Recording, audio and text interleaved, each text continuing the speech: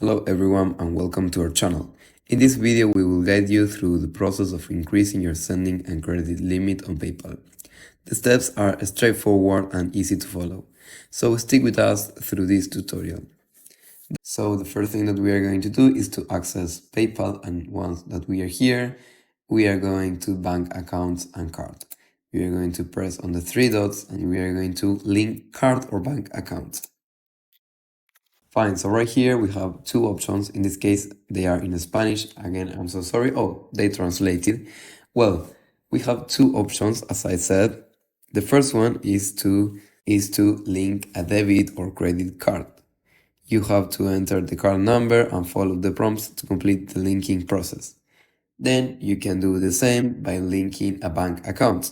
This might involve a small charge to your bank account, which will appear on your statement with a code that you need to enter in PayPal for verification. Once your bank account and card are linked and verified, the next step is to provide additional business information if applicable. Providing complete and accurate business information will help you to increase your sending and credit limits. So this was all the tutorial. If you have any question or any suggestion, please leave it in the comments below. We hope this tutorial has helped you. If you want to see more videos like this one, we invite you to subscribe to our channel.